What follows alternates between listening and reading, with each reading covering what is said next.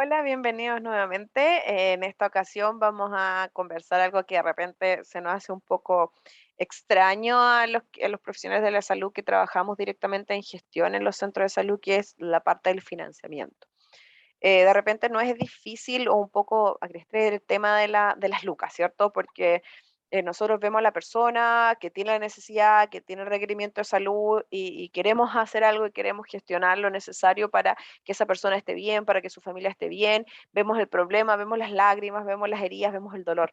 Entonces, poder pensar que todo este sistema se tiene que financiar de alguna forma, que las necesidades son infinitas y que los recursos siempre son finitos, es complejo, es complejo. Generalmente empezamos a ver que nos faltan horas, que tengo que priorizar, o hago control sano o hago control cardiovascular porque no me alcanzan las horas de enfermera, ¿ya? Entonces, eso es parte de, pero ahora lo vamos a ir un poquito más al tema de la plata en sí. ¿Ya? Porque sí o sí, aunque no nos guste, es parte de lo que es el proceso de gestión, ¿ya? Esta sale un poquito borrosa, pero la idea es que el financiamiento tiene diferentes implicancias. Habla de lo que es el acceso, o sea, la cobertura de salud, ¿ya? Eso tiene que ver, puede ser a través de la capacidad de pago o la compensación de desigualdades a través del aporte ministerial o del gobierno. ¿Se acuerdan que FONASA funciona con un 60% de aporte de impuestos?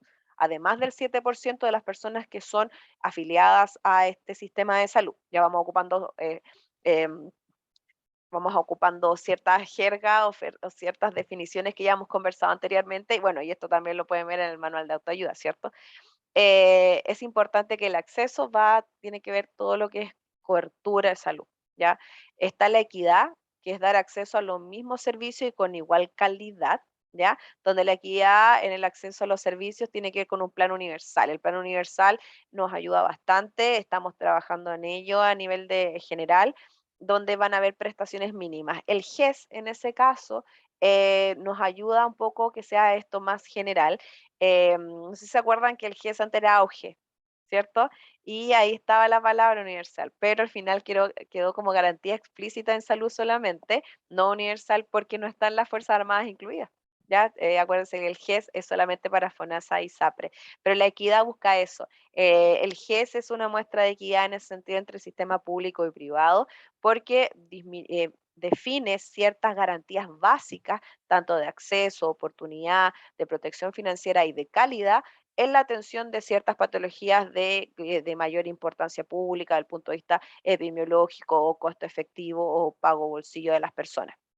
Entonces, va a buscar la equidad, como les decía, en la calidad de los servicios y el complemento de lo público y lo privado, ¿ya? Entonces, es sumamente importante el concepto de equidad. La eficiencia es combinar la calidad y la contención de los costos y buen servicio.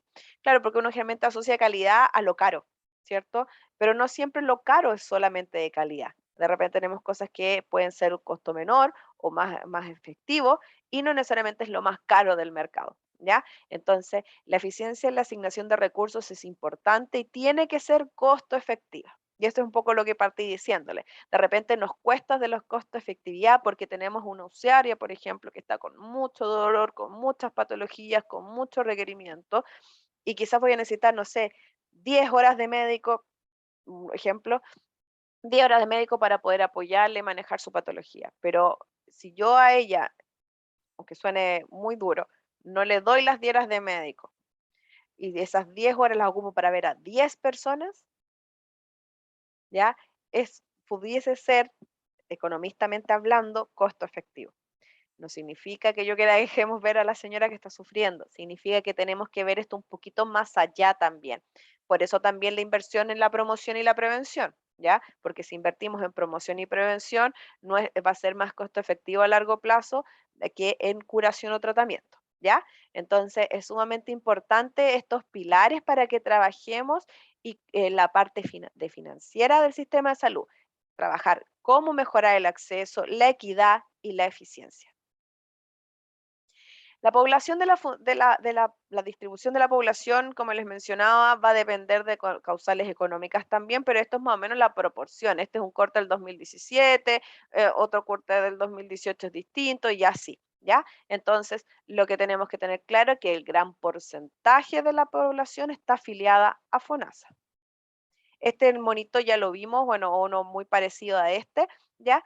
Que es un ejemplo de cómo se financia y cómo se organiza el sistema de salud, donde recordemos que FONASA llega al gran porcentaje de los afiliados versus las ISAPRE y el aporte económico, recordar el 7%, el aporte voluntario y cómo se va a distribuir en las diferentes instancias. ¿Ya?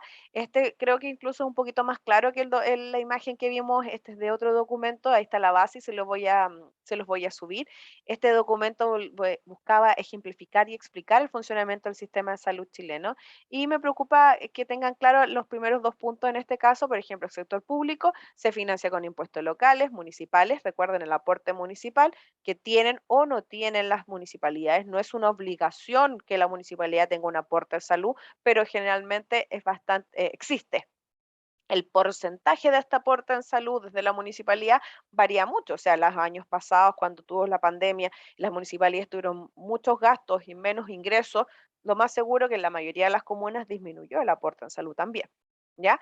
Está los impuestos generales que van a llegar a FONASA, la cotización obligatoria que llega a FONASA y los copagos de algunos grupos que también es parte de los ingresos de FONASA.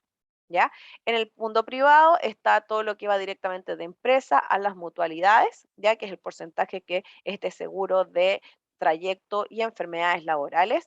También está la cotización obligatoria y voluntaria, además de los copagos. En las ISAPRE ahí todos tienen copagos, ¿ya? Y el gasto bolsillo, generalmente que es netamente privado, porque en el público no hay gasto bolsillo, es muy poquito, donde yo voy a buscar el gasto bolsillo tanto en los privados, por ejemplo, en los que pagan particular, porque no tienen ninguna previsión de salud, eh, muchas veces porque no han hecho el trámite o las disposiciones, o porque prefieren tener una elección completa, ¿ya? Entonces, debemos recordar que los impuestos, los copagos, el aporte municipal van a financiar FONASA y SAPRES a través de este copago obligatorio y el aporte voluntario. Esto es parte del proceso de macro de financiamiento.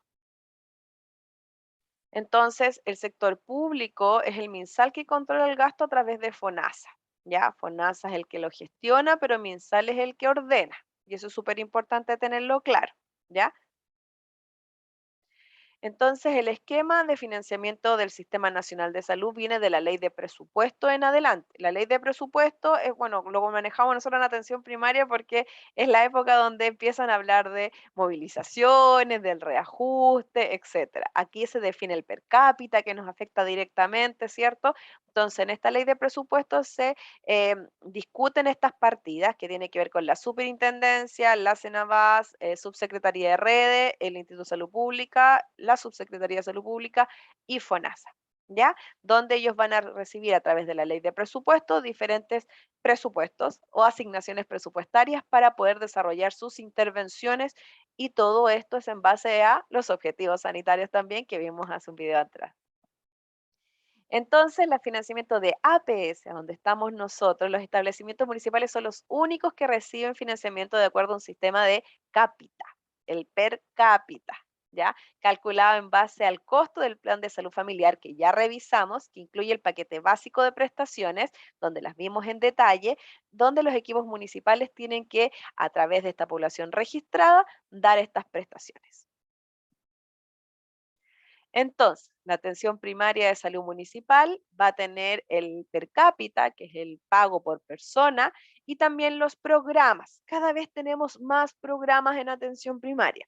Los convenios, los programas, los PRAPS, los pueden conocer por diferentes nombres o nomenclaturas. Por ejemplo, el Chile Crece Contigo todavía llega plata por convenio, aunque son prestaciones que están per capitadas en general, todo lo que tiene que ver con el control de maternal, del embarazo, el desarrollo psicomotor, etcétera. Las visitas domiciliarias son todas esas prestaciones están en el per cápita, o sea, las personas deberían acceder a esas prestaciones solo por estar inscritas, no por ser Chile Crece Contigo.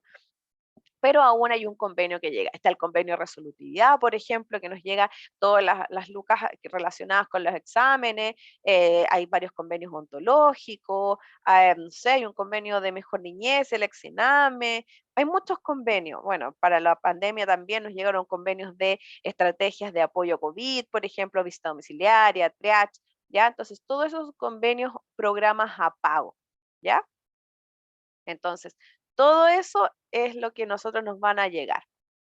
Y el programa ministerial tiene las sanciones, nos van a decir qué es lo que tenemos que cumplir, ya cómo se van a distribuir los recursos y cómo se van a aprobar a través de los servicios de salud. ¿Ya? Más o menos la distribución de los, ¿cómo se llama? Del presupuesto APS es más o menos esa es la proporción. El per cápita es nuestro sueldo. El per cápita es lo que nos da realmente el gran porcentaje de ingreso de la atención primaria es del per cápita. Por eso llega en la época del corte per cápita y empiezan todos a ponerse nerviosos y a inscribir. Ya. La idea es que eso sea constante, que tengamos un proceso de regulación, que validemos la huella, etcétera, porque eso es nuestro sueldo. El per cápita en general en las diferentes comunas, el gran porcentaje del per cápita va al pago de remuneración. Entonces, el plan de salud familiar determina el per cápita basal. ¿Ya? Y eso va a depender y considera el nivel socioeconómico de la población, el conjunto de prestaciones, si es una zona rural o no, la dificultad de acceso, por ejemplo, y la cantidad de prestaciones efectivamente realizadas por la comuna en base a una evaluación semestral. Y eso es el IAPS. Entonces, esta foto ya la vimos, el decreto per cápita vigente, no lo podemos olvidar, es muy importante, todos los años se postula, y esto es lo que es nuestra carta de navegación en el sentido de práctico, de la cartera de prestaciones que tenemos que desarrollar y el presupuesto que vamos a tener para eso. Nosotros vamos a tener los IAPS son los indicadores que les decía, y si nosotros no cumplimos, que son los índices de actividad de atención primaria, si no cumplimos, hay una reducción de este aporte. ¿Qué es lo que pasa? Que muchas veces el equipo de atención primaria no le da tanta importancia a los IAPS versus a las metas sanitarias. Las metas sanitarias van a repercutir directamente en mi sueldo mensual porque disminuye el aporte del bono que me va a llegar. Y el IAPS disminuye el aporte general, ¿ya? Yo no lo voy a ver, pero eso significa que disminuye la plata para pagar sueldos. Si disminuye el presupuesto para pagar sueldos, en algún momento esos sueldos no se pueden pagar.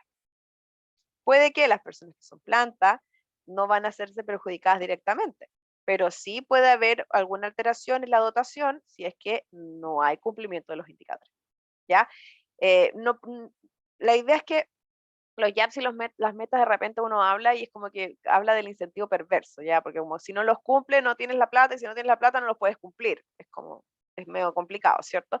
Pero sí hay que tener claro que nosotros tenemos que tener actividades asociadas a nuestras prestaciones. Por eso aquí está la cartera de prestaciones que nosotros tenemos que dar en base a la cantidad de población beneficiaria o inscrita validada. Entonces, nosotros tenemos una cantidad de población que está inscrita, ¿ya? Que es la que nosotros tenemos que darle la prestación, tiene que estar validada. Tenemos que establecer cuáles son los costos directos de dar estas prestaciones. De repente se nos olvida, pero el costo no es solamente las facturas que pagamos de fármaco, pero están los fármacos, está la logística, la mantención de los centros, la luz, el agua, todo se paga, todo, hasta los derechos de basura en general, especialmente los que somos corporación, pagamos todo, ¿ya? Toda la mantención de un edificio, toda la mantención, el recurso humano. No es solamente el valor hora enfermera, sino tiene el valor hora del TENS que lo recibió, del guardia que estaba en la puerta, del jardinero que limpió el patio para que... Todo eso tiene que ser valorizado. Entonces, ¿cuáles son los costos que yo tengo cubiertos? ¿Ya? ¿Cómo voy a gestionar en base a lo que tengo y qué puedo lograr? ¿Ya? Entonces, ¿quiénes van a ser parte de este sistema? Entonces, todo esto tenemos el sistema de salud, el fondo común, pero tenemos espacio para arriba, para abajo, para el lado de lo que tenemos que lograr y lo que tenemos para lograrlo. Entonces, esas brechas son las que tenemos que gestionar como gestores en atención primaria. Uf, es un tema complejo, es un tema delicado, es un tema que tenemos que trabajar en conjunto como atención primaria, pero no lo podemos desconocer como gestores locales. es importante que nos informemos, que sepamos cómo funciona el sistema y que podamos aportar de nuestra vereda. Muchas gracias, que esté muy bien. Nos vemos en el siguiente video.